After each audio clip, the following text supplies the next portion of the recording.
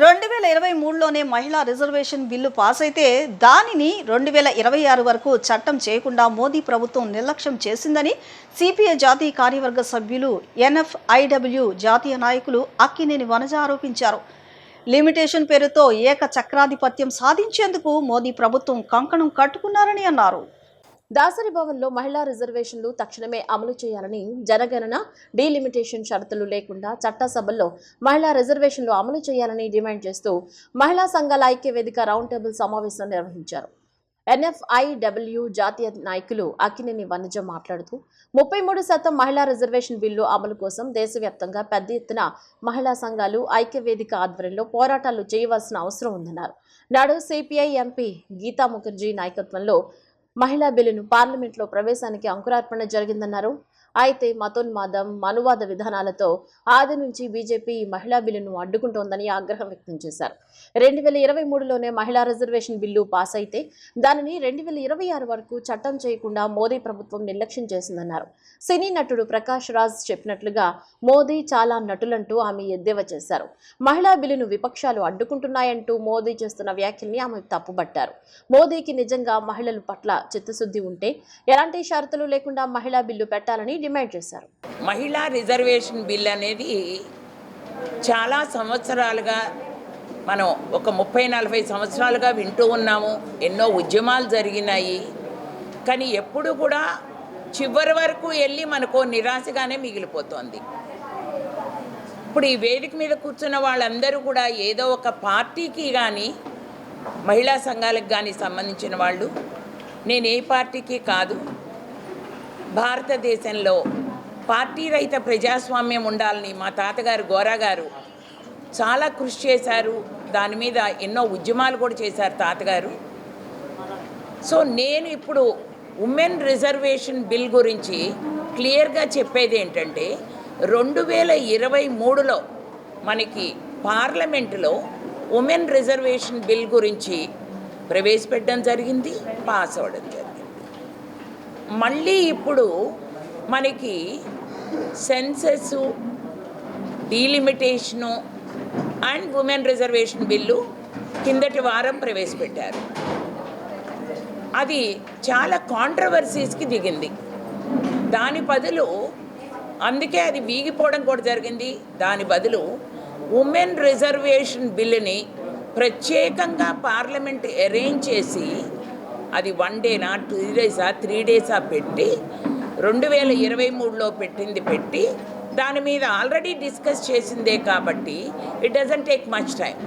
So దాన్ని ఇమీడియట్గా దాన్ని పాస్ చేయాలని, అలాగే ఇప్పుడు మనం 2026లో ఉన్నాం, ఆల్మోస్ట్ మధ్యకు వచ్చేస్తున్నాము. మనం 2029లో మనకి పార్లమెంటు ఎన్నికలు రాబోతున్నాయి.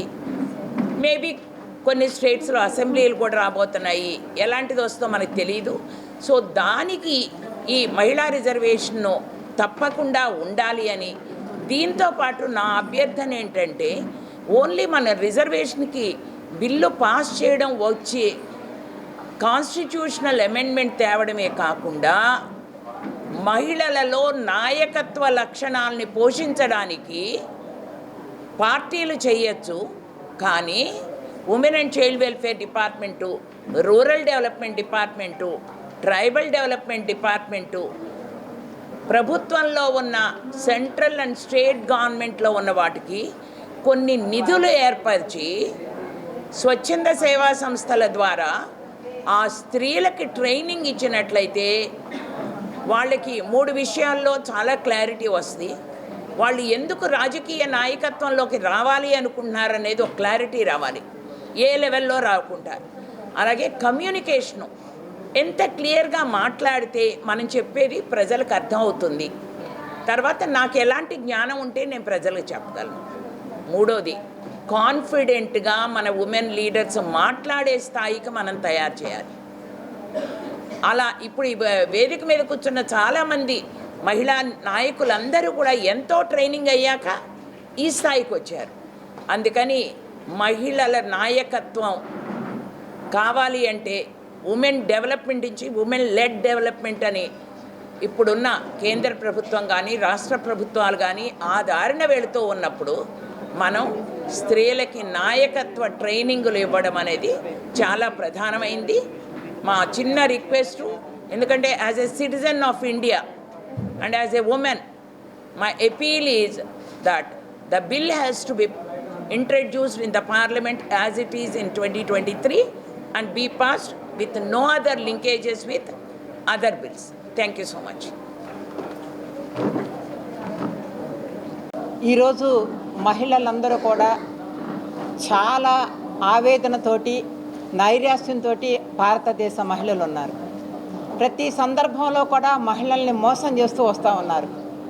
మహిళా రిజర్వేషన్ బిల్లు కావాలని 1996వ సంవత్సరంలో ప్రముఖ పార్లమెంటేరియన్ గీతా ముఖర్జీ, ఆమెతో పాటుగా ప్రమీలా దండావతి ఇద్దరు కలిపి ప్రైవేట్ బిల్లును పెట్టారు పార్లమెంట్లో. ఆనాటి నుంచి ఈనాటి వరకు కూడా ఆ మహిళా రిజర్వేషన్ బిల్లు కోసం పోరాటం సాగుతూనే ఉంది. ఆ తర్వాత గీతా ముఖర్జీ నాయకత్వాన ఒక జాయింట్ సెలెక్ట్ కమిటీ వేశారు. ఆమె with in a short period ఒక మంచి రిపోర్ట్ని తయారు చేసి పార్లమెంట్ ముందు ఉంచారు.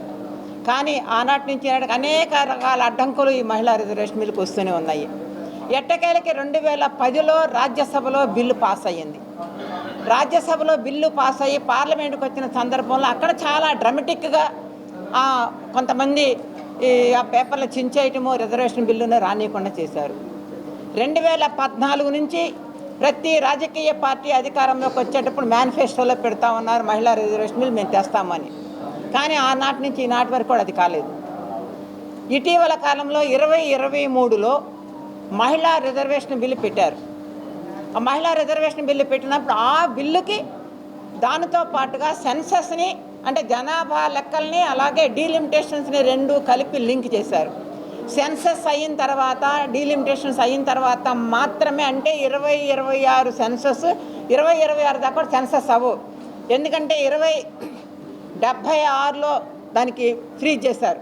మళ్ళీ 2001లో వాజ్పేయి గవర్నమెంట్లో ఫ్రీజ్ చేశారు 25 సంవత్సరాల పాటు. తిరిగి 2026లో దాన్ని జనాభా లెక్కలు జరగాలి, అది జరగల.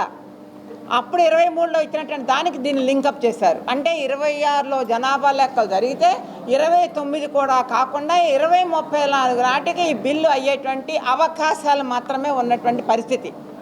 అందుకే ఆ రోజునే మహిళా సంఘాలన్నీ కూడా చాలా పెద్ద ఎత్తున నిరసన తెలియజేస్తున్నాయి. మహిళా రిజర్వేషన్ బిల్లుకి మీరు ఆ రకంగా లింకప్లు చేయొద్దు, డైరెక్ట్గా ఈ రోజున ఉన్నటువంటి 543 నియోజకవర్గాల ప్రాతిపదికగా 33% రిజర్వేషన్స్ తోటి 180 స్థానాలని మహిళలకి కేటాయించండి వితౌట్ ఎనీ లింకప్స్ అని చెప్పిస్తాను. ఆ రోజునే మొత్తం భారతదేశంలో ఉన్నటువంటి అన్ని విపక్షాలు, మహిళా సంఘాలు కూడా ఏకోన్ముఖంగా మాట్లాడటం జరిగింది. ఆ రోజున అయినటువంటి ఆ బిల్లుని ఆ రోజు పార్లమెంట్లో అయ్యింది, లోక్సభలో అయ్యింది, ద్రౌపది ముర్ము రాష్ట్రపతిగా సంతకం అయిపోయింది. కానీ ఎంత కుటిల రాజకీయం అంటే ఆ రోజున దాన్ని నోటిఫై చేయకుండా దాన్ని అడ్డుపెట్టారు. ఈ రోజున 2026 ఏప్రిల్ 16వ తేదీన రాత్రి 8:40 దాన్ని నోటిఫై చేశారు. 17వ తారీఖున బిల్లు పెడుతున్నామని చెప్పి 3 పేపర్లు ఇచ్చారు. ఆ 3 పేపర్లో నరేంద్ర మోడీ గారు మొత్తం పొలిటికల్ పార్టీస్ అన్ని అధికారంలో ఉన్న వాళ్ళందరూ కూడా చెప్పేదండి, ఈ రోజున మహిళా రిజర్వేషన్ బిల్లు పెట్టాము మేము, ఈ దేశంలో ఉన్నటువంటి విపక్షాలు అందరూ కూడా ఈ బిల్లుని వ్యతిరేకిస్తున్నారు, చూసారా వీళ్ళంతా మహిళా ద్రోహులు అని చెప్పేసి చాలా పెద్ద ఎత్తున భారతదేశ వ్యాప్తంగా మరి పెద్ద ఎత్తున మీడియా సంస్థలు కూడా, ఎంత పిటి అంటే ఈ రోజున భారతదేశంలో ఉన్నటువంటి ప్రముఖమైనటువంటి మీడియా సంస్థలు అన్నీ కూడా ఈ రోజున ఆ రకంగా బాకాలు ఊదేటువంటి పరిస్థితి, ఏది వాస్తవం కాదో కూడా ఆలోచించినటువంటి స్థితికి మీడియా సంస్థలను వెళ్ళిపోవటం అనేది ఈరోజు ఒక దురదృష్టకరమైనటువంటి పరిణామం. రాజ్యాంగంలో మనం పెట్టుకున్నటువంటి 4 సంస్థల్లో ఒక సంస్థగా మీడియా సంస్థ ఉంది. కానీ ఈ రోజున ఆ మీడియా కూడా దీన్ని బైపాస్ చేస్తున్న పరిస్థితి కనిపిస్తూ ఉంది. ఒక్క మహిళా రిజర్వేషన్ పెట్టకుండా మహిళల యొక్క భుజాల మీద నుంచి గన్ పెట్టి ఈ రోజున మహిళా రిజర్వేషన్ బిల్ అని చెప్పేసి సెన్సస్ని డీలిమిటేషన్ చేయడానికి పూనుకుంది ప్రభుత్వం. మేము ప్రశ్నిస్తా ఉన్నాం. ఈ రోజున పాలకపక్షం ఎవరన్నా ఉండనండి కాక పాలక పక్షాన్ని మేము ప్రశ్నిస్తూ ఉన్నాం. మీరెందుకు ఈ రకంగా డీలింక్ చేస్తూ ఉన్నారు? డీలిమిటేషన్స్ మీరు ఎందుకు పెడుతున్నారు? దీని వెనక మళ్ళీ ఉన్న మీ రాజకీయ ప్రయోజనం ఏంటి? ఉన్నటువంటి 543లో కనుక మీరు ఆ రోజు 23లో పాస్ చేసి 24 ఎన్నికల్లో కనుక తెచ్చుంటే కనుక 180 స్థానాలు మహిళలకు వచ్చాయి. 2019లో 78 స్థానాలు పార్లమెంట్లో ఉంటే 24కి వచ్చేసరికి 74 దిగిపోయింది. అంటే కేవలం 13.45% మాత్రమే మహిళలు ఉన్నారు. అంటే ఆయన 23 నుంచి కనుక మనం చూసినట్లయితే కనుక ఎన్ని రాష్ట్రాల అసెంబ్లీలు జరిగినాయి, ఎన్ని రాష్ట్ర అసెంబ్లీ ఎన్నికలు జరిగినాయి. ఈ జరిగినటువంటి ఎన్నికలు ఎక్కడా కూడా 10% మించినటువంటి శాతం పాపాన పోలేదు. అంటే ఈ రకమైనటువంటి దుస్థితిని మహిళా బిల్లు కనిపిస్తూ ఉన్నారు. అందుకని మేము సూటిగా ఉన్నటువంటి మహిళా సంఘాల ఆర్గనైజేషన్స్ అన్నీ కూడా ఏ రకమైనటువంటి లింకప్ లేకుండా కీర్తిగా చెప్పినట్లుగా ఏ రకమైనటువంటి దీనికి షరతులు పెట్టద్దు, షరతులు పెట్టకుండా రేపు రాబోయేటువంటి 2029 ఎన్నికల్లో మీరు 543 నియోజకవర్గాల ప్రాతిపదికగా ఈ 33% కనుక రిజర్వేషన్ చేస్తే 180 స్థానాలు మహిళలకి కేటాయించి ఎన్నికలకు వెళ్ళవలసిందిగా మేము డిమాండ్ చేస్తూ ఉన్నాము. మాకు మద్దతు ఇచ్చేటటువంటి శక్తులందరిది తక్షణం మహిళా రిజర్వేషన్ చట్టాన్ని అమలు చేయండి.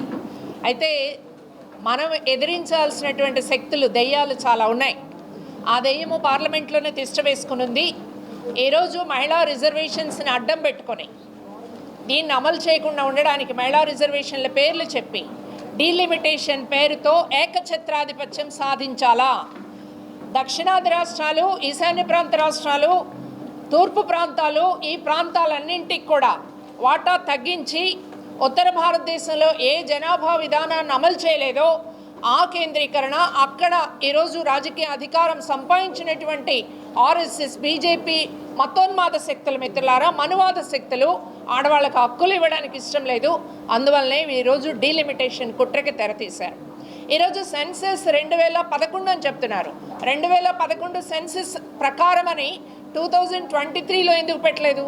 అసలు 2010లో అందరూ ఏకాభిప్రాయంతో ఆమోదించినటువంటి చట్టంలో ఆనాడు రాజ్యసభలో బీజేపీ కూడా ఓటు వేసినటువంటి సందర్భంలో ఆ 2010 చట్టాన్నే 2023లో మీకు శక్తి ఉంటే, మీకు నిజంగా మహిళలంటే ప్రేమ ఉంటే 2014లో పెట్టుండాల్సింది. కాంగ్రెస్ చేయలేదు అనుకుంటే 2014 పెట్టలేదు. 2019 మీకు ఫుల్ మెజారిటీ ఉంది, మీరు పెట్టలేదు.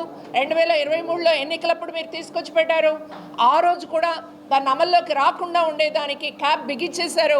2026లో ఈరోజు ఎన్నికల మధ్యలో తీసుకొచ్చి పార్లమెంట్ పెట్టి అసెంబ్లీ ఎన్నికల్లో కన్నీళ్లు కార్చడానికి అబ్బో నారీశక్తి ఓడిపోయింది. ఎవరు ఓడిస్తున్నారు? నారీశక్తిని ఓడిస్తున్న వాళ్ళే ముసలి కన్నీళ్లు కారుస్తున్నారు.